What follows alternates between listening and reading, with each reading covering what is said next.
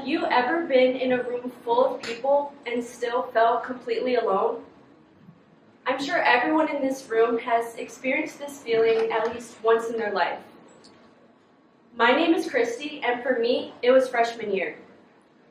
My first lecture was at 8 a.m. sharp, and of course I showed up at 7:30, hoping that being early would calm my nerves. I parked my car, took a deep breath, and stepped out of my PT Cruiser into the hot, humid August air. Immediately, I started sweating. My baby hair started to revert to their natural curly state, and my straightened hair frizzed in the humidity. I was feeling kind of insecure. Although I arrived early, I quickly made my way over to the ginormous lecture hall for biology. The second my hand touched the door handle, my stomach dropped and my heart raced. For a moment, it felt like everyone would turn and stare, but deep down, I knew that wasn't true. I had come to college expecting belonging, connections, and new beginnings. So even through the nerves, I held on to the hope that this is where it could all begin. But as the room began to fill with more people and conversations, I felt smaller and smaller, alone in this crowded lecture hall. The hope I had carried in with me slowly began to fade. And leaving that class, one question lingered in my mind. Would I ever find connection here at IUN?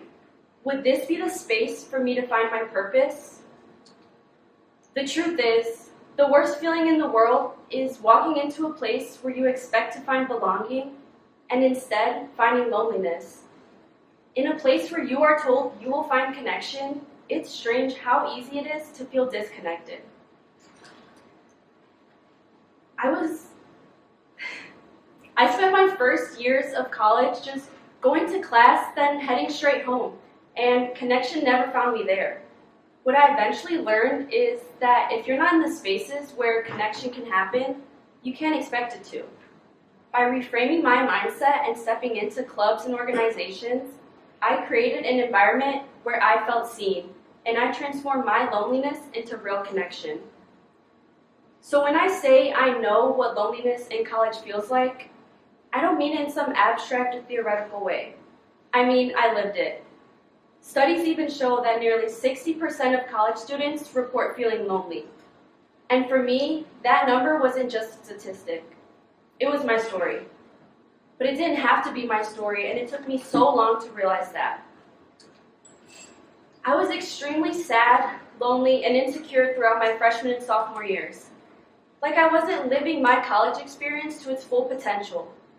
I tried so hard to tell myself that this didn't bother me, that not having any friends or a sense of belonging on campus didn't affect my mental well-being. But it did. And it wasn't until junior year when I finally understood that my loneliness wasn't anyone else's fault but my own. I couldn't just keep waiting for things to change. I had to make the change myself.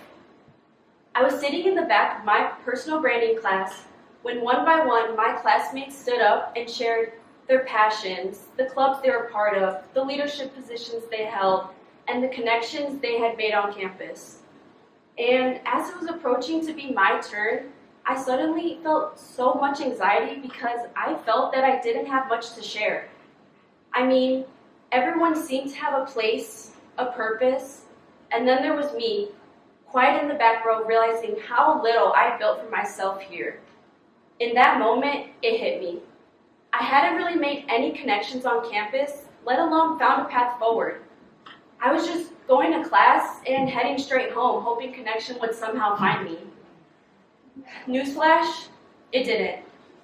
It was a hard truth to face, that I was the reason I felt so disconnected from my campus. I wasn't actively joining spaces where I could make friends or experience campus life. I had spent the past 3 years waiting for connection to just appear, when really, I should have been out there creating it. Part of why I expected belonging to find me is due to what we're told about college growing up. Movies and media paint it as the place where you'll easily find your best friends and your purpose, but what happens when that picture doesn't match reality? For me, that question lingered until I finally realized something had to change. That realization became my turning point. It forced me to shift my mindset. If I wanted friends, a sense of purpose, and a fulfilling college experience, I couldn't just wait for them to appear. I had to let go of the expectation that connection would find me and instead create spaces where friendships, opportunities, and purpose could thrive. I started small. I joined PRSSA, the Public Relations Student Society of America, which is a student organization for people like me who are interested in communication and storytelling. But I didn't just join to put it on my resume. I joined and made a promise to myself to be active.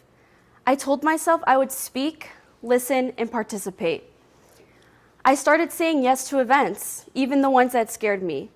I volunteered at fairs and introduced myself to classmates. I even stayed on campus more and sparked up conversations in the library.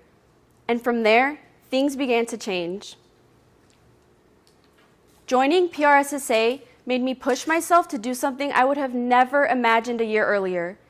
I signed up for my very first conference in Chicago. Now, going into this conference, I was feeling a bit anxious because I really had to push myself to make connections with others. Walking into a building filled with over 300 students and professionals, all I could focus on was the little voice in my head saying, "What if you can't do it? What if you end up standing alone?" But in that moment, I had reminded myself I'd already made the change, and if I got here, I knew I could do it. Within 6 months of actively creating spaces to connect with others and leaving behind that hopeless mindset, I landed my first internship as a social media editor. And shortly after that, I was elected president of my PRSSA chapter.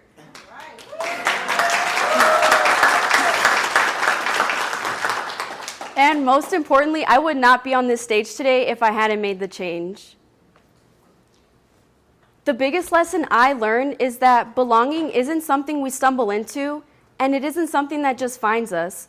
It's something we build. And this doesn't just apply to college. Whether it's your workplace, your neighborhood, or any new environment, belonging doesn't come from simply giving it time. We all have to shift the expectation that connection will just happen on its own and instead build it by entering spaces where it could grow. So, if you're feeling this same disconnect from your campus, I'm going to tell you this. Join a club that interests you. Attend that meeting even if you go alone. Say yes to the event that scares you. Start the group chat with your classmates. Ask someone to study with you.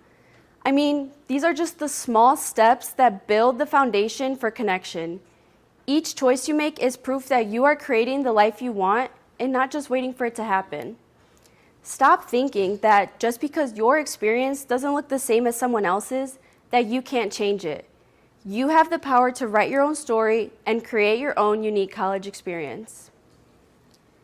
And I'll never forget the moment it all came full circle. On the first day of my internship, I walked toward the building, not with nerves this time, but with eagerness and excitement to learn and contribute. I knew how hard I had worked to get there and that I truly deserved it.